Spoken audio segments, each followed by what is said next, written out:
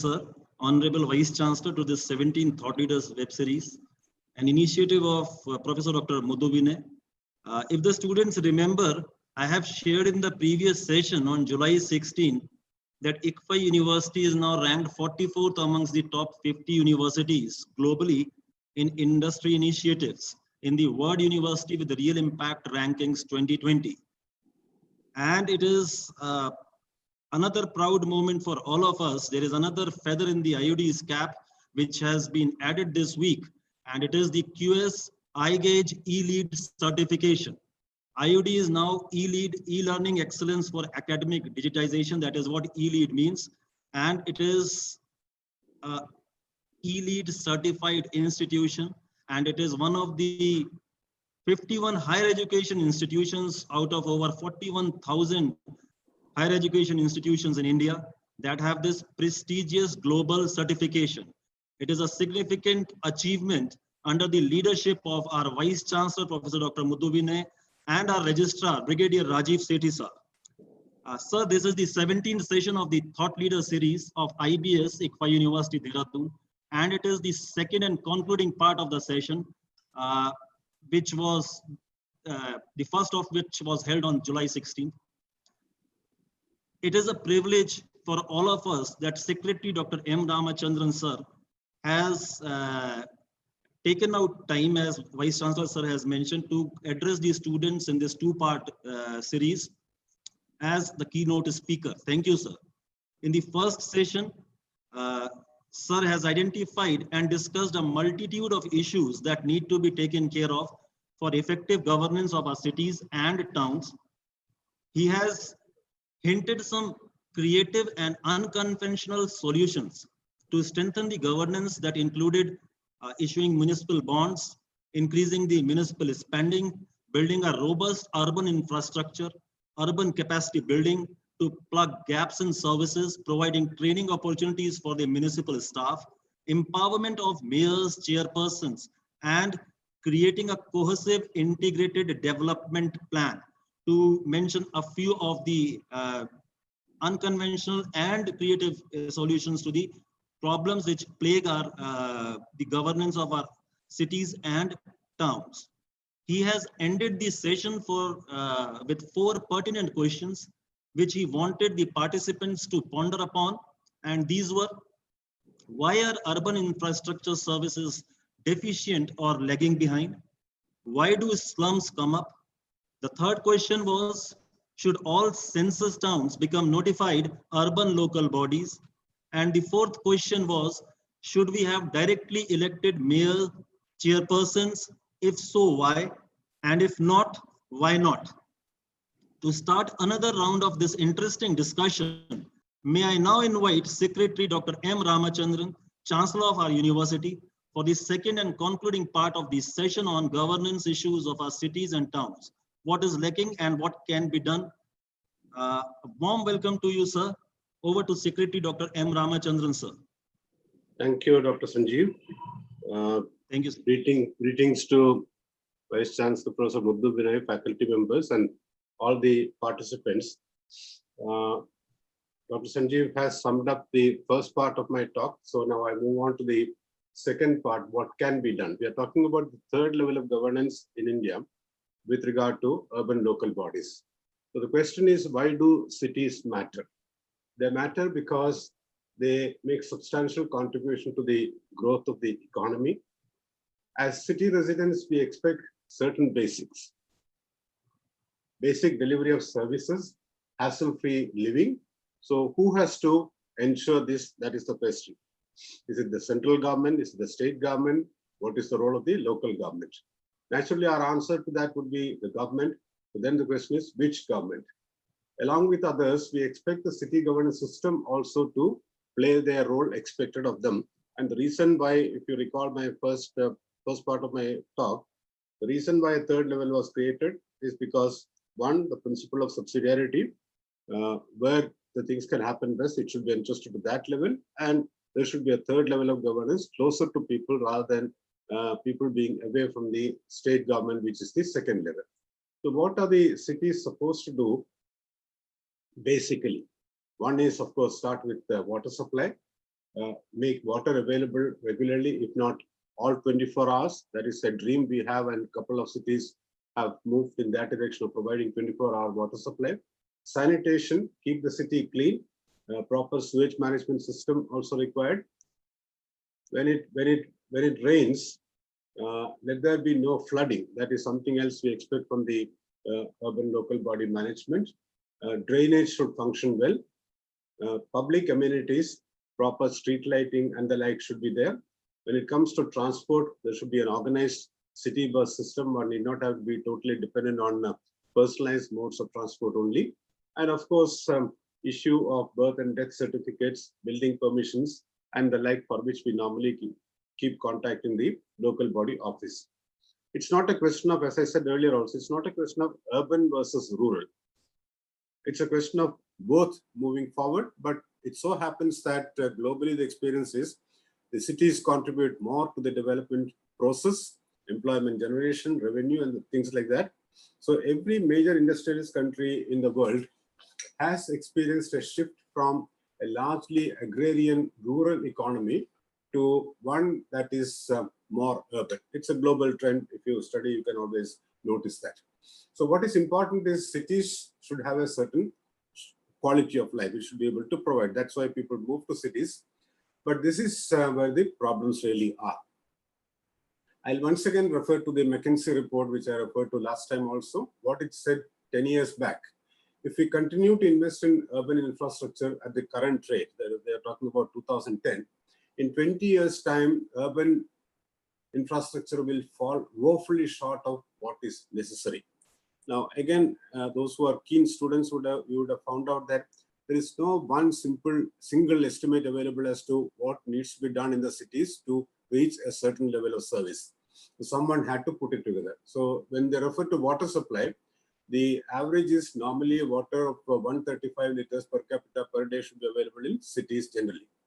From average of 105 liters, which was average at that time in 2010, it could come down to 65 liters a day if we continue at the same pace. That's what the report points out. Large sections will have no access to potable water. Already there is an issue, so more people will not have access to potable water. Cities could leave between 70 to 80% of their sewage untreated. I mean, you can imagine a situation where sewage remains untreated.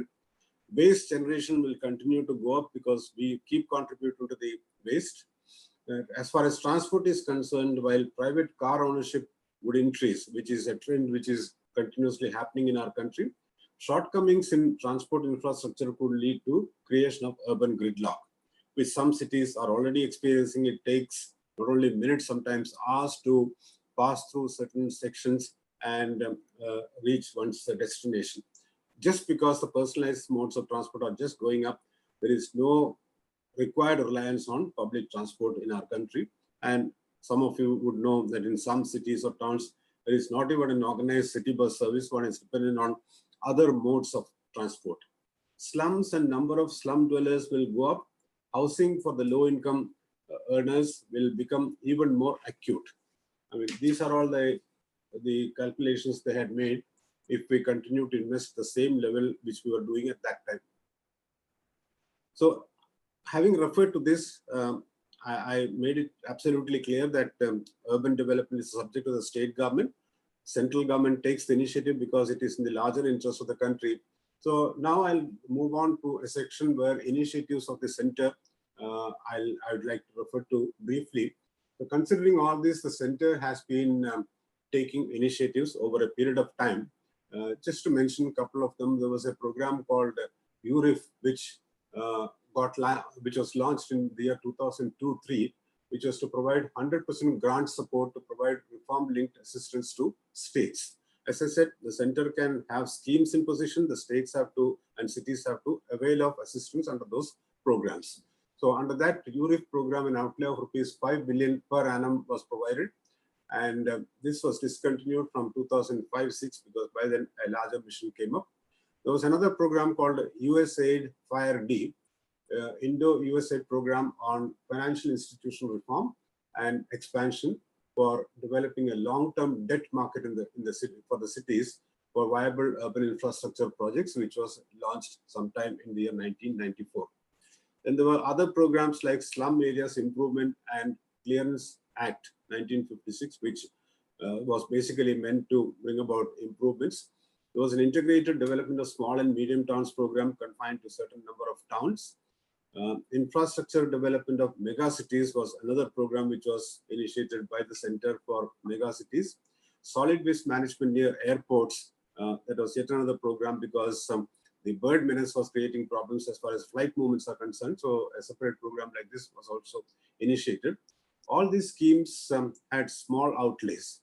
A centrally sponsored scheme for integrated low-cost sanitation to convert around 6 lakh dry latrines into low-cost poor flush latrines was initiated by the Housing and Urban Poverty Alleviation Ministry in the year 2010.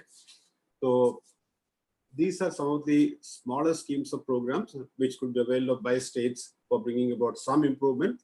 They naturally would not have addressed the entire problems of all the cities and towns of the country.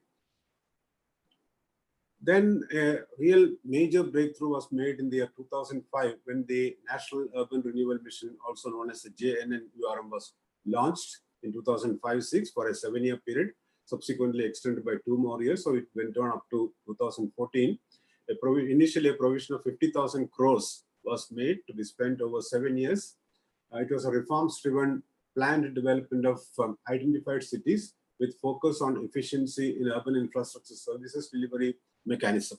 So there were 2 components of the program, one specifically meant for 65 mission cities, and the rest of the program could be availed of by any town or city in the country when they prepare projects and come through the state government to the central government for availing assistance. Part of it was grant, the rest the state had to provide.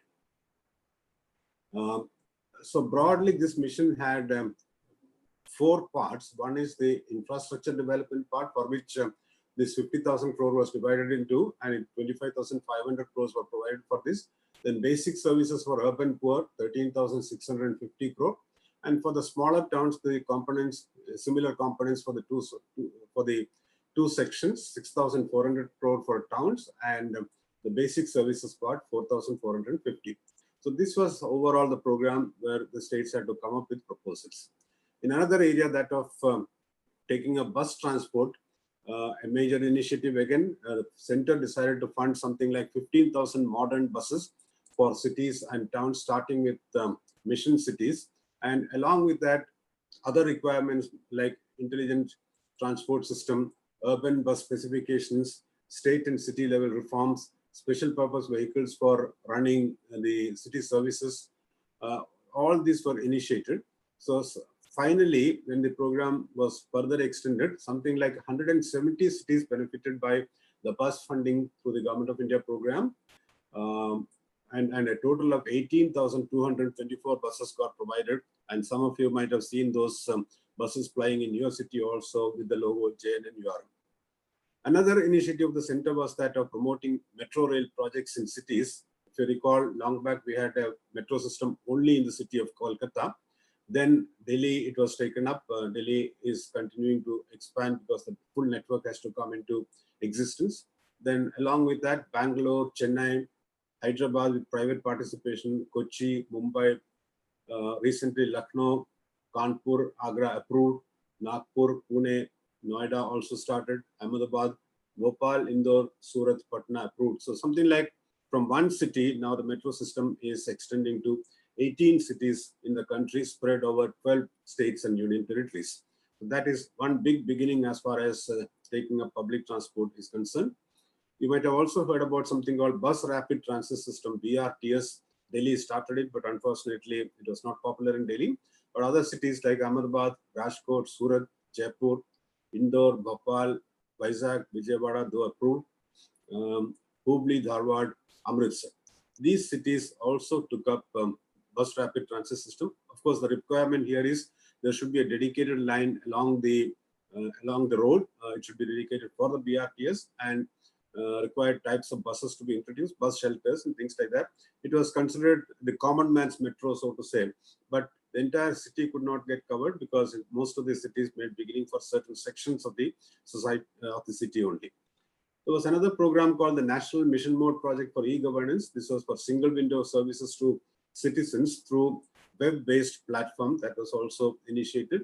This was to be part of the National Urban Renewal Mission for the 65 mission cities. Another mission called the National Mission on Sustainable Habitat to cover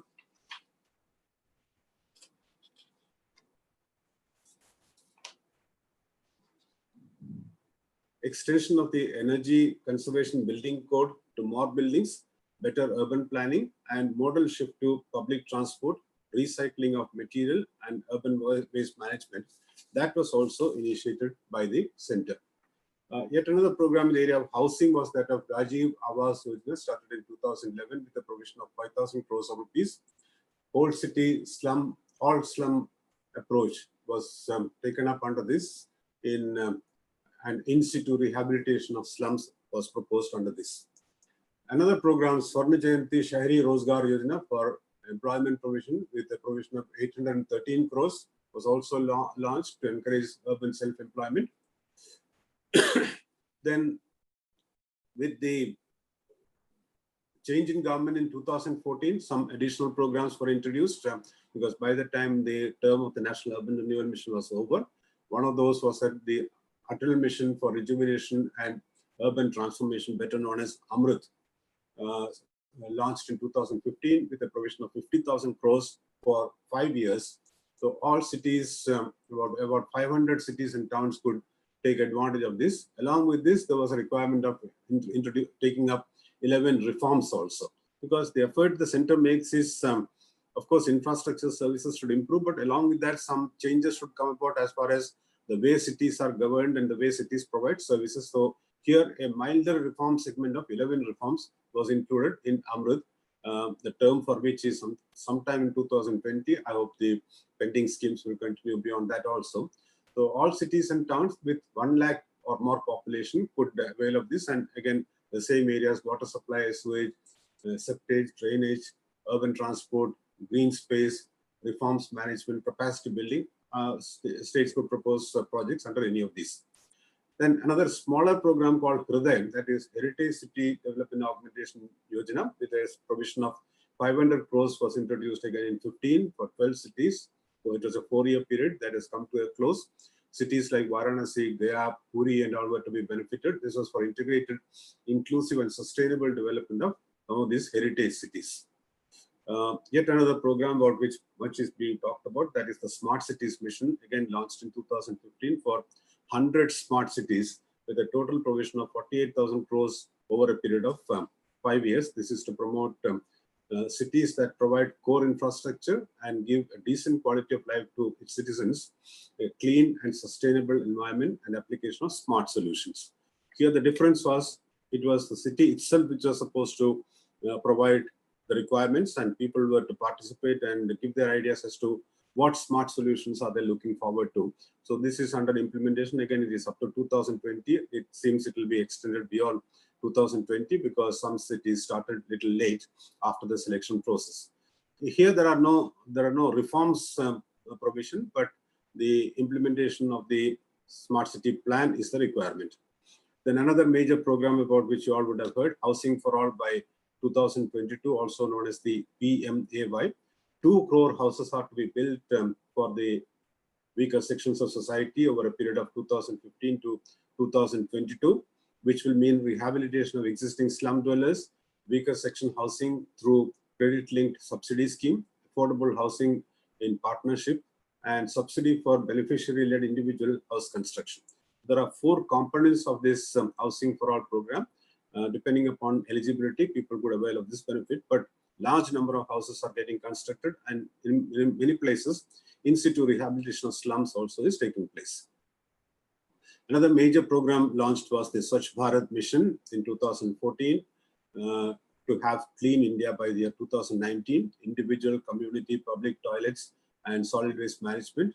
It was estimated that the entire mission would cost about something like 62,009 crores of rupees, with Government of India providing 14,623 crore, the rest coming from states and other organizations and cities if possible. There have been some policy initiatives also, because in certain segments, there was need for a basic policy support so that it can move forward. So one such policy was the National Urban Transport Policy of 2006, recognizing that poor mobility can become a major dampener to economic growth and cause the quality of life to deteriorate. A policy was put in position to ensure safe, affordable, quick, and reliable access for the city residents to jobs, education, recreation, etc. So this policy talks about all that which needs to be done to improve urban transport. Again, the states had to take the lead, and there have been some action which I'll come to.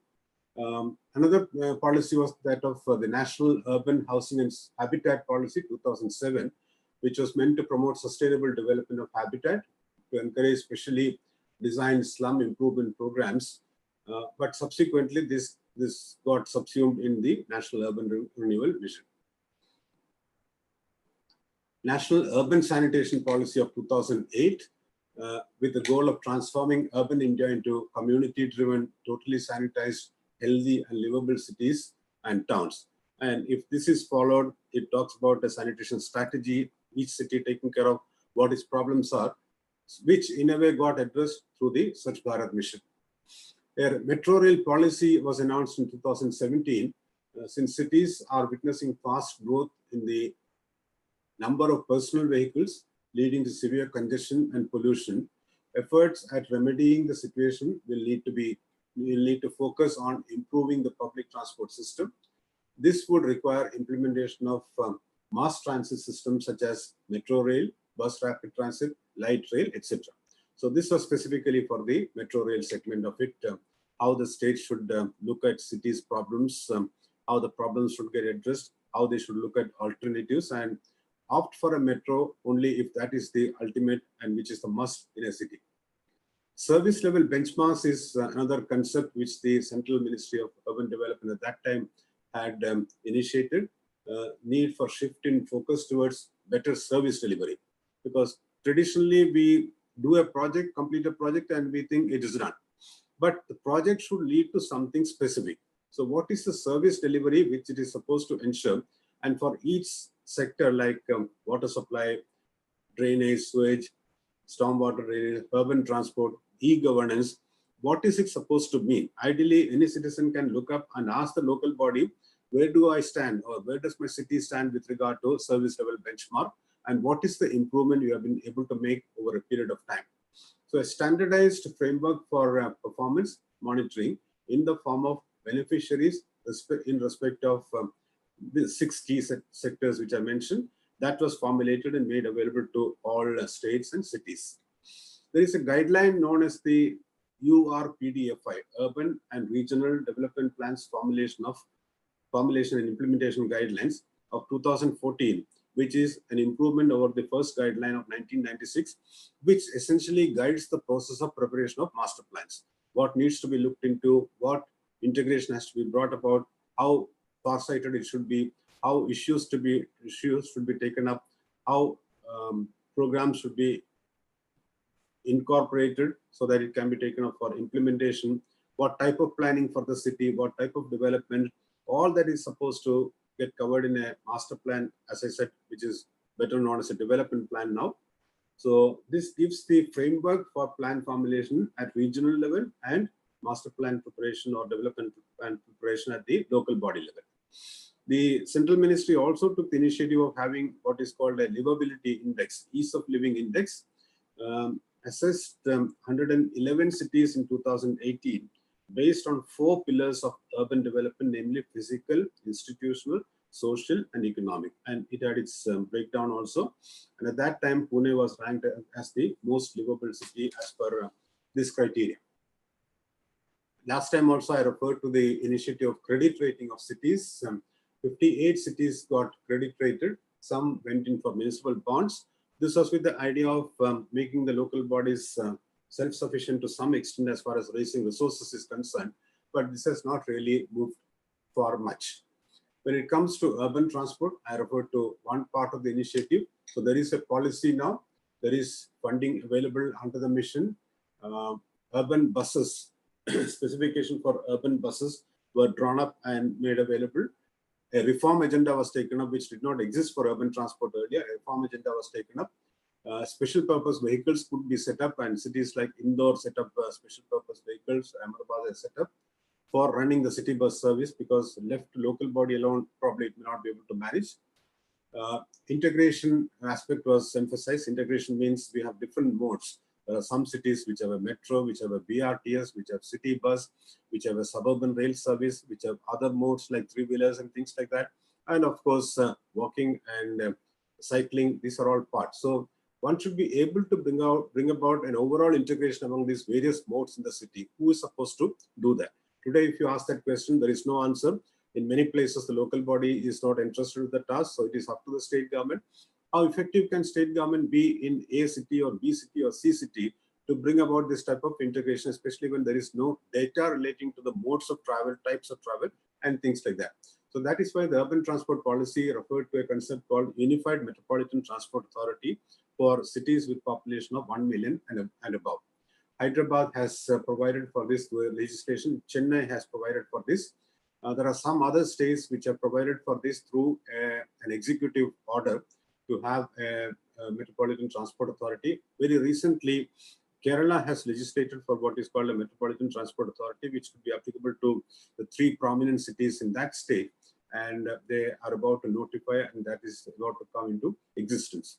We always look up what is happening in the world, which is a good example, and 2 good examples as far as transport management, traffic integration cities is concerned is the Transport for London in London, chaired by the Mayor of Greater London, the Land Transport Authority in Singapore, which is doing a remarkable job as far as transport management is concerned. What is required there is to have an understanding of the city roads and modes of travel, people's requirements and things like that. Try to keep it affordable for those sections who cannot really afford to pay very huge transport charges, and also bring about an integration. Routes should get re-notified or reviewed, and it should reach to those segments of the city where probably it is not reaching. More buses should be available for children to go to school or people to go to workplaces and things like that. Public bicycle sharing is another concept which became somewhat popular, at least in some cities. Surat, Thane, Bhopal, Nashik, Mysuru, Gwalior, these are all cities which have taken this up actively. So the per capita output and contribution to tax revenues is manifold from cities, as we mentioned earlier. Per capita investment on infrastructure and services for improvement in urban areas is more compared to villages. Nature of urban spaces, poorly understood in our country. People who live here, how they live, in what conditions, and what they need to contribute. Rarely is it reflected in the city's management scheme of things. So master plans, if one can say, have failed in the form they are prepared to cater to the needs of people and address the deficiencies of cities. That's the overall scenario as far as our cities are concerned. So what is it that can be done? As I mentioned again, the central government itself cannot enter into this area and do things. They have to do it through the states. So the states have to participate in the process. Last time I referred to some of the committee initiatives, some of the dialogues which have taken place. But ultimately, if states are not willing to move, nothing much can happen. The constitution amendment has taken place. There is a provision, so at least once in 5 years, elections take place. But what type of mayor or a chairperson my town or city will have, what type of spending, what type of functions will be undertaken by the local body, these all continue to be decided by the state governments. So one possibility is for the center to have a dialogue with the states as to what changes need to be brought about as far as local body governance is concerned. Probably having an empowered mayor may not be something which will happen in our country in the near future due to a whole lot of complexities of issues. So if not an empowered mayor, at least have a city system where the mayor or the chairperson plus the council together have more decision-making powers. And they should be seen to be acting, they should be having those powers, and they should be in control of the city. And instead of giving everything to one single person, if that is the problem, there could be committee systems, different committees deliberating continuously and taking decisions for the city. That is That is one improvement which can be brought about in the municipal legislation. But at the same time, they should be held accountable for what they are supposed to provide in the cities, what are the citizens' expectations, and what is that they will be delivering, and how money is spent, or why they decide to spend X amount of money on X program or project, and why is it better than spending it on another program. The dialogue should also address the issue of transferring all the 18 functions mentioned in the schedule to the local bodies. Today, there is hardly any state where all functions have been transferred. Of course, West Bengal could be an exception where all functions have been transferred. But transferring is one thing, but to be effective also is a corollary to that. So we should have, as I said, capacity, people, and mandate over those subjects as far as the cities are concerned. Create a local bodies list in the constitution. We discussed last time about how resources are to be generated when their hands are tied.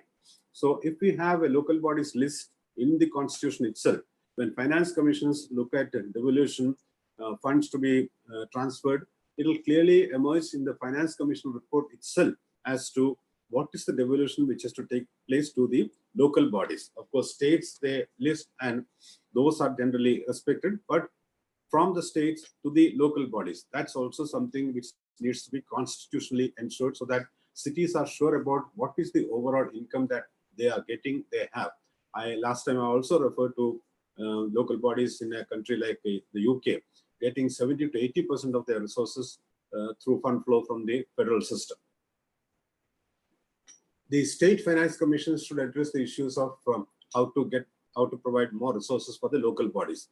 They have not been that proactive because probably they are not asked to look into in much detail, and states have not been very, very prominent or active in parting with their own resources. They said, we will do it the way we like, or we'll do it when we want to do, or we will do it for those cities which create more activity. So it has been little haphazard.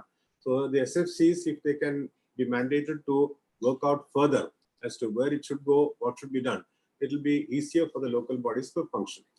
Give freedom to cities with more sources of revenue and authority to raise resources. Now, if a city like Mumbai can raise sufficient resources, there are a good number of other cities and towns which can raise their own resources also to a certain extent by which they can manage. Property tax collection itself, whether every property is properly mapped and taxes are levied, and whether it is collected or not. User charges, whether it is there or not. Where whoever is handling water, whether there is volumetric billing and it is being collected or not. It's one thing to generate the bills, it's another to collect the amount fully. There is much lacking as far as these systems are concerned. And if they become transparent, there are some cities in our country where, looking at the area of my premises, I know what is the tax I have to pay. I can do a self-calculation and pay it. But when you wait for a notice to come, quite often you try to escape by saying that, though no notice has come, so I don't have to worry about it. Even if a notice has come, you challenge it, and the objection process goes on. You buy time for that process. We have to get out of these things. And with technology available these days, I think the area of a building is clearly available. The type of use is clearly known. So what is charged should be paid to the local body, because otherwise, where else do they get the resources to do things for the city?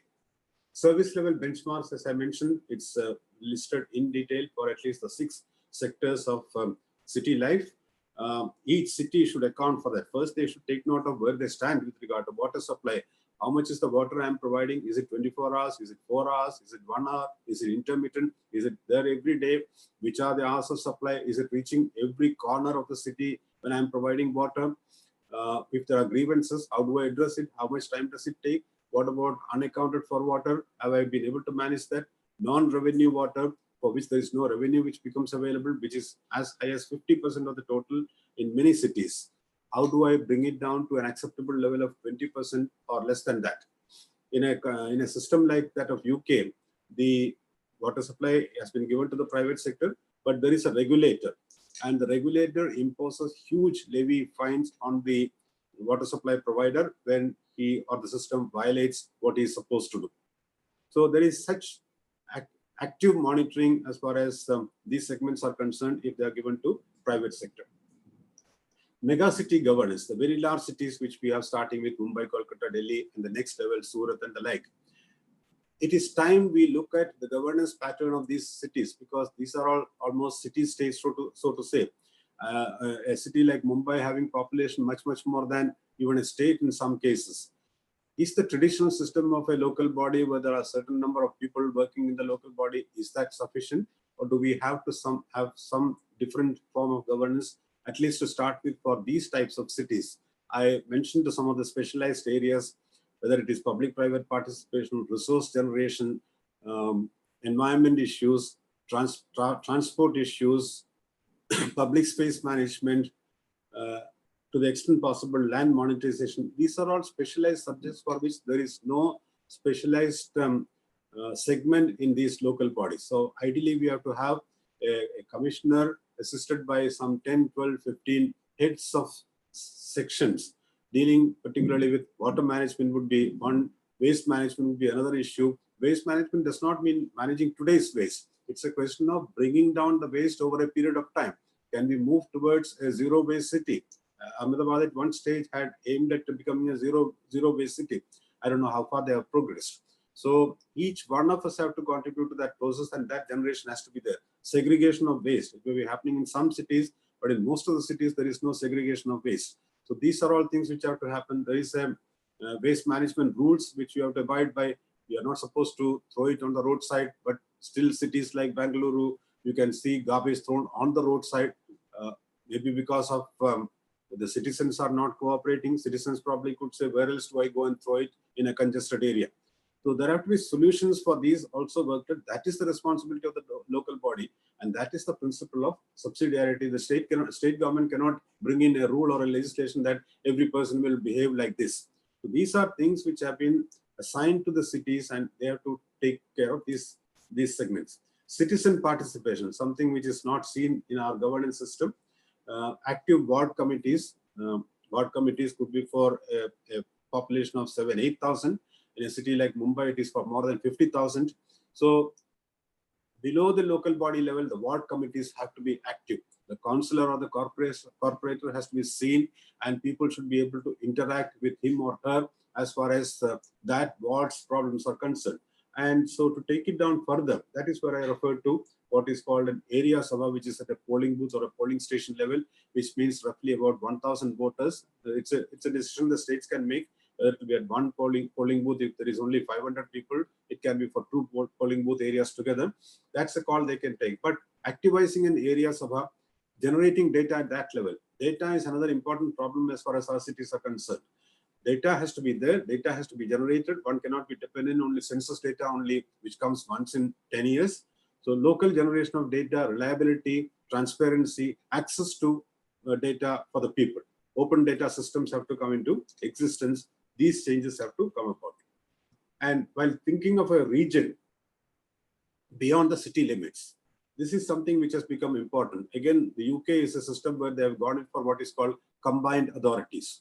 That is 4 or 5 adjoining municipal bodies get together and work together for certain common goals, whether it is the transport area, water supply, because gone are the days when we could limit ourselves to the mechanical limits of one local body, and we are not concerned about anything which is happening just outside the limit. That is where some of these problems of slums and haphazard development outside the city limits have come about. Our traditional answer is expand the limits of the city. By expanding the limits of the city, we inherit the problems of those areas, but we do not have the resources to address the problems of those areas. So they remain, the people of those areas remain unhappy. So it's time to think about, and it has to be provided from the legislation. UK, they call it the combined authorities, where they get together and they started working well. And they have a common agreement about water, organized city transport, how resources can be generated instead of competing with each other, housing plans, they work together, and they make various efforts in all these directions to bring about what is called the agglomeration economies or economies of scale at that level. And time has come for us to think like that. Those who are living in Dehradun, Dehradun is a local body, Vikas Nagar is another, Rishikesh is another, probably I think Doiwala is also another, Mussoorie is another. So the mechanical limits of these, it does not matter to most of us now, especially for youngsters, I think it doesn't make a difference. Earlier, I talked about the National Capital Region. If you get out of Delhi, if a taxi goes out of Delhi, they have to stop at the border, make a tax payment, wait there for some time, and only then they could move forward. We introduced a system at that time whereby within NCR movement, continuous movement was possible, seamless movement that was required. Delhi Metro, if you recall, again, the concept was adopted because Delhi itself cannot cater to all the requirements of its citizens. So Delhi got extended to the adjoining areas in UP, Haryana, whatever it is. And seamless mobility was provided by Delhi Metro. It's unfortunate that during this pandemic times, there have been problems at the border, but ideally that is how it should be. An ordinary person will not be concerned about where Delhi's limit ends and what should I do at that point in time. So that type of a continued arrangement and combined authority or a cluster arrangement will have to come about. Local issues can be managed locally by that body, but common issues, especially movement, commonality of water supply and things like that, waste disposal. Kerala has this typical problem in cities. They don't want anywhere their waste to be disposed. So where else can one take it? Villages, they don't want to entertain the waste from the cities. So these problems are there, and we are not anywhere close to what I call the zero waste scheme of things. So these are all some of the areas where I think if a dialogue is initiated, center sits with states and agrees on something like a minimum program or an agreed program, bring about changes in the legislation and accordingly start working differently and give due importance to the local bodies, at the same time expect them to perform and deliver. And there should be some checks and controls as far as that is concerned. Where citizens' grievances are concerned, as I mentioned, there should be a mechanism whereby if I have a problem about water supply or waste management, I should be able to go to a regulator and work out. If there is a public-private participation project, if the partner has a problem with the local body, it cannot be so that the local body itself decides what is to be done. The public-private sector partner should be able to go to an independent authority and raise his or her grievance there and try to get a solution. Only then more investment will come about in cities beyond what the cities and states can generate. I think I'll stop at this stage and leave it to Dr. Sanjeev. Last time also I had promised there will be some time set apart for questions. So it's up to Dr. Sanjeev. One, how was the response to the one single short duration question raised, and whether there have been further questions during this period, and how would you like me to take this forward? Over to you, Dr. Sanjeev. Thank you, sir. We have a few of the questions from the students. I have Aditya Prava. I'll ask Aditya Prava to unmute himself,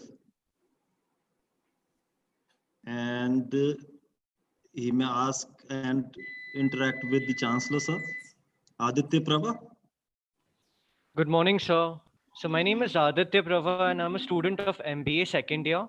So I had this question like, what is the use of having such a complex system of governance which actually cannot solve the problem, instead bring in more complexities to the people who are trying to solve it? Like we see a system where the political system and the bureaucrats are working against each other instead of working towards one simple goal. That is development and growth for the nation. That's it, sir. Thank you. Well, I always say people get the governments they deserve. So we elect our urban systems, and as I said, since we have since we have provided for this, we continue to live with this. But there are certain grievance mechanisms. If we are active, we could have recourse to that. So I don't know whether there could be certain positives in that. There could be problems in that.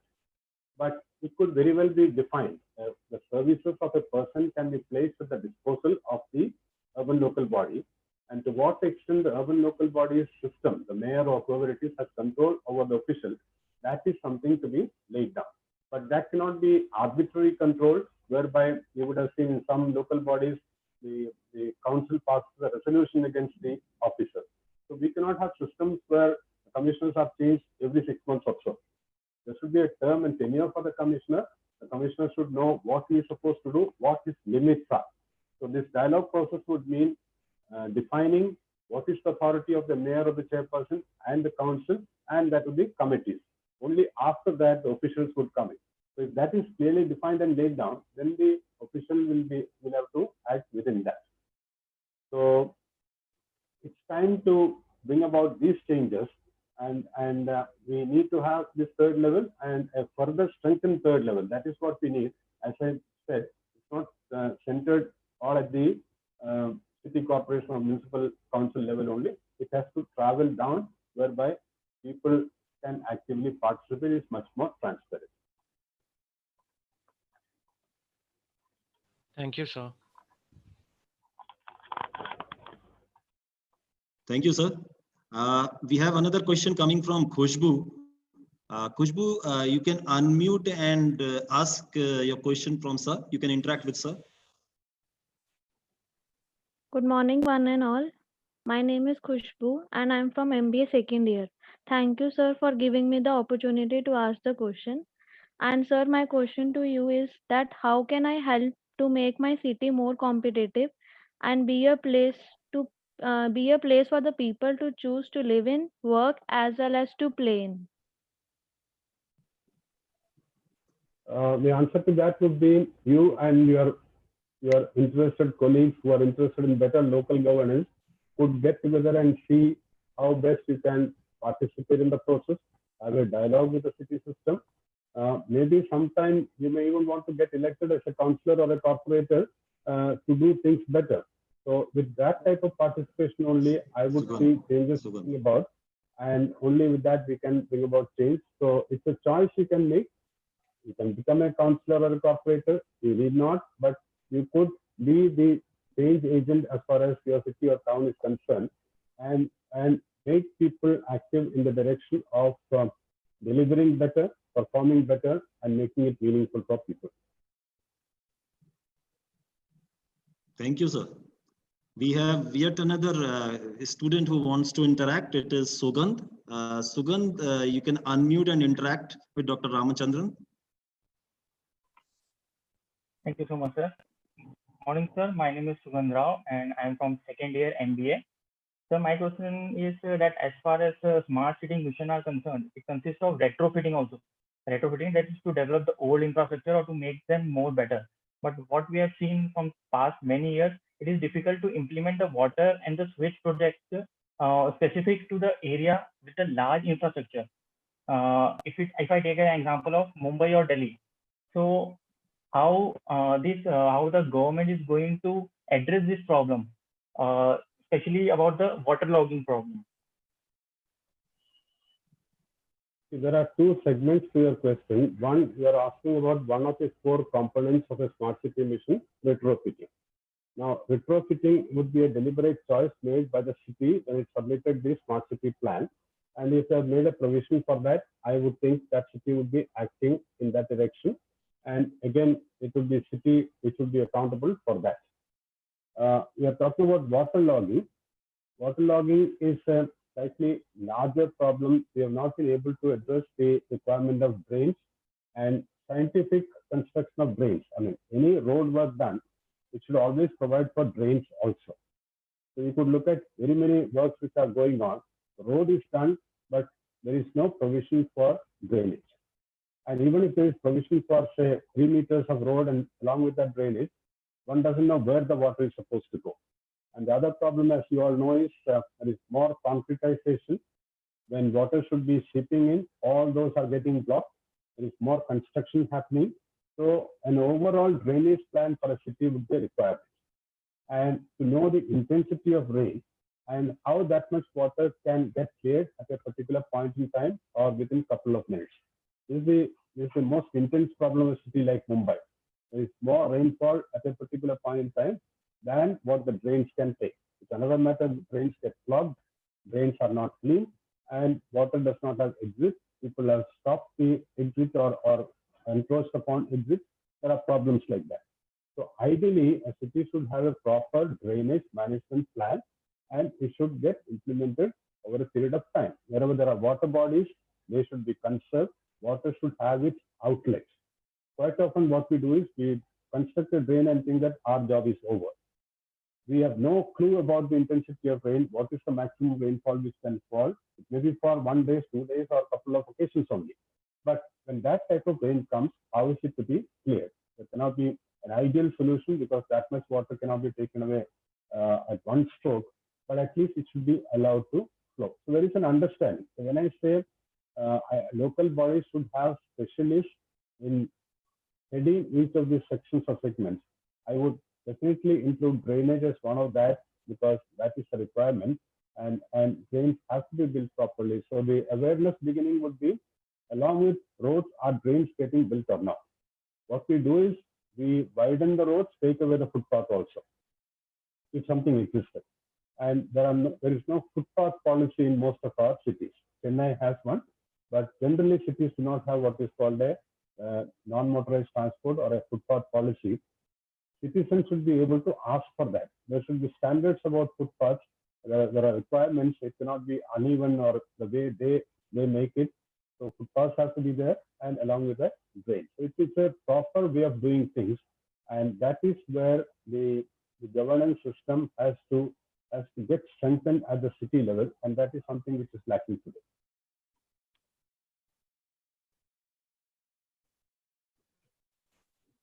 Thank you, sir. We have Sonam from the MB, one of the MBA students. Sonam, we are unmuting you. You can unmute and ask a question from Secretary Dr. M. Ramachandra. We have time for a couple of questions. Sonam, are you there?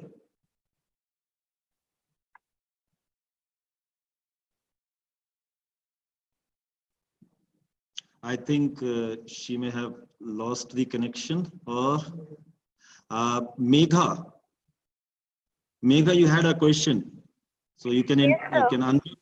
Please go ahead. Sir. Good morning, sir. This is a very I'm very obliged to have this opportunity to ask you a question. So my question for you is, how come, like, we see infrastructure development often impacts the ecology of the surroundings? So in some cases it's very difficult to achieve a balance of both, like to manage the ecology as well and to develop the infrastructure. So when it comes to prioritize, when we don't have any options, so how can we prioritize with what is necessary? Ecology is necessary or infrastructure development? See, ideally, one has to draw a line. It's not only relevant for cities, it's relevant for countries also. Sustainable development, we keep talking about that. And sustainable development actually means we should be taking stock of things and doing the right way possible. But I do not go to the extreme of saying, there was a lobby, if you recall, some years back, we talked about dams construction. They said dams need not be constructed. So there was some discussion about that. Probably people thought that the developed countries which already have their dams built, they are the anti-dam lobby. But there are countries where dams will be required for storing water, making water available. Ideally, probably dams should not get constructed. Living in Uttarakhand, probably you have an idea about whether hydropower projects should be set up along the rivers where it is feasible, possible, and whether it should be allowed or not. And I think it's still in the domain of the courts. So one of the requirements is, I'm not talking about a very small town, even starting with very big cities. One of the requirements of the city is to look at the larger environmental issues as far as the city is concerned. Today, there is no such mechanism. Probably an engineer will prepare a plan for getting something taken up. There will be support from public representatives. It would go through and the work will start. It's a difficult subject. It's not possible to draw a line as to how it should be done or where it should be done. But there are very many things which can be done. Like I said, you can start looking at the city by looking at whether the water bodies have been preserved or not. Rainwater harvesting is happening or not. These are some of the fundamentals with which one can start. But about location of projects, you probably read about the Mumbai case of where the metro car shed was to be located, RA Colony. Some trees were felled, and there was huge issue coming up as a result of that, whether it should be there or not. Now, you have to make a choice. If you have a metro where the trains terminate the trains have to be parked, maintained, and they have to be taken out, for which a shed or a depot is a must. Now, whether it can be at that particular point or it can be somewhere away. Somewhere away means you have to spend more money for the route to be taken up to there.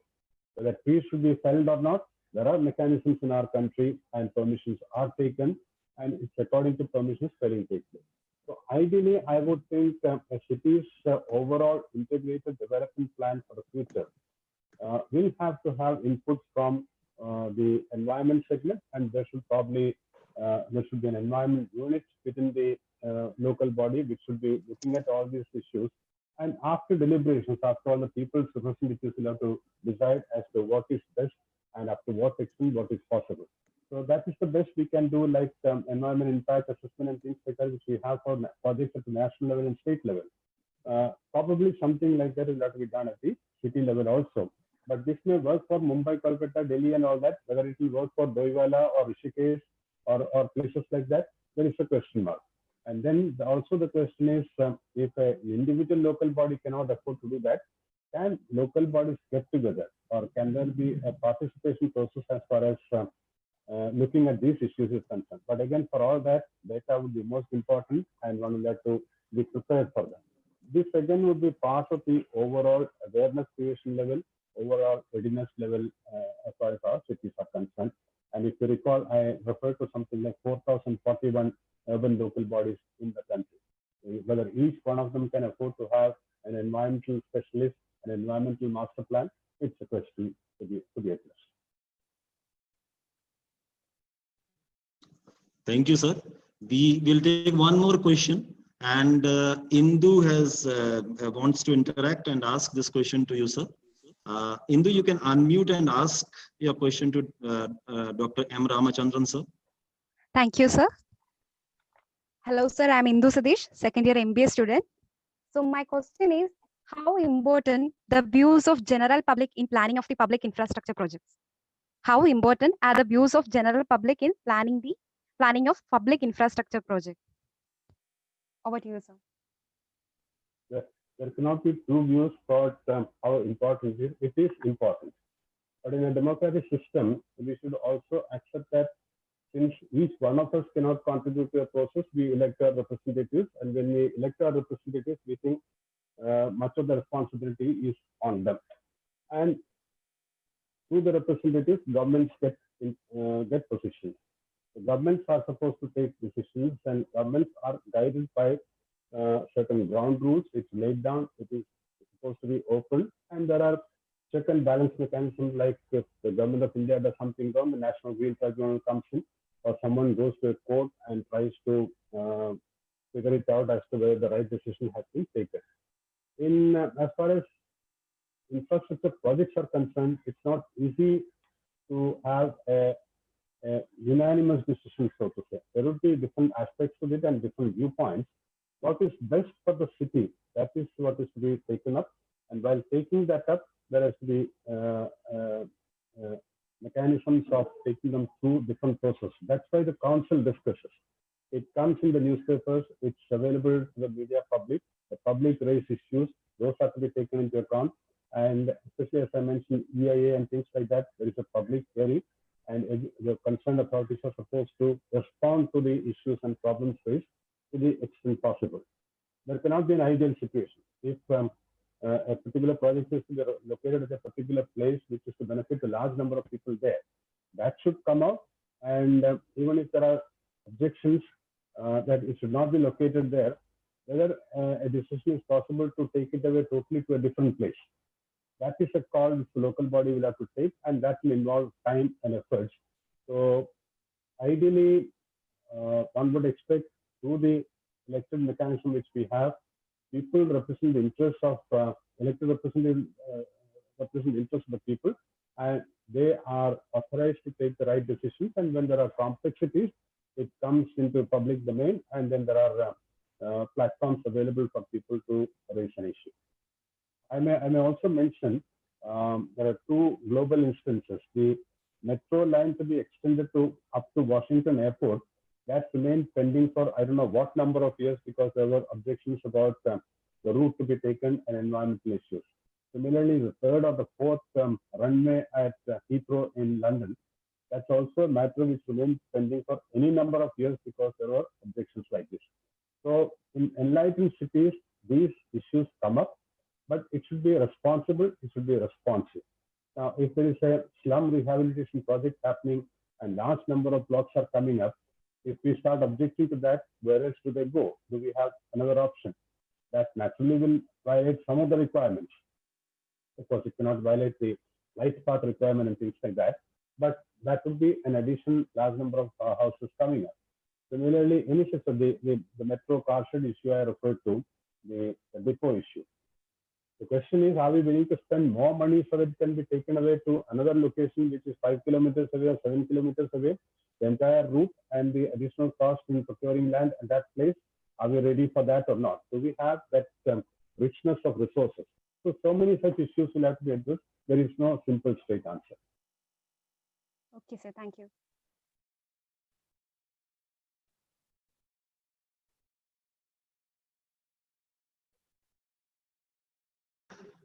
Thank you, sir. I think we have the time for these questions only. On behalf of all the participants, I thank you, Secretary Dr. M. Ramachandran, sir, for the enlightening and educative session covering the problems, challenges in governance of cities and towns and discussing some pragmatic solutions. Our sincere appreciation, sir, for having this perplexing area demystified. Governance issues of our cities and towns is not a topic our students, particularly the MBA students, come across for discussion very often. But the issues and the problems which are highlighted in the discussions which was conducted on 16th and today, these are faced by all of us, irrespective of the place we are, whether it's irrespective of the state, city or town that we belong to. You have aptly advised to focus on creating a robust urban infrastructure, sir, through effective governance for meeting the present and more importantly, the future needs. Local generation of data, transparency, accountability, citizen engagement. These are some of the ways to become smart cities and towns. And this becomes very vital to avoid the emergence of urban decay, which you have discussed, sir. Your views reflect your strong grasp on the subject. We thank you for an educating and illuminating web session, sir. We sincerely hope that you can join us again in near future. I thank our Vice Chancellor, Professor Dr. Muddu Vinay, for conceiving this ICFI, this web series, Thought Leader web series, and his initiatives have always helped us and our students to enrich their lives. I thank our Registrar, Brigadier Rajiv Sethi, sir, for his support and constant encouragement. My appreciations to the technical team comprising of Mr. Akhilesh, Mr. Imanshu, and my MBA student support group for their contribution in organizing this event. My sincere thanks to all my faculty and staff colleagues and all the participants. We look forward to seeing you all on July 24th for another interesting session with a leading global influencer and strategist on the topic Eyeing the World on a New Canvas. Thank you once again. Till then, stay happy and stay healthy. Thank you, Dr. Sanjeev. Thank you, sir. Though you have concluded, I hope you got answers to the 4 questions I had posed last time. You could look into that. And also, I hope there is one person or more than one person who very promptly responded to the question of who is my mayor or chairperson. I would request the Vice Chancellor to look into these 2 points and take them forward to the extent required. Thank you very much for this opportunity. Thank you, meeting you all. Thank you. Thank you, sir. We'll certainly do it. Thank you.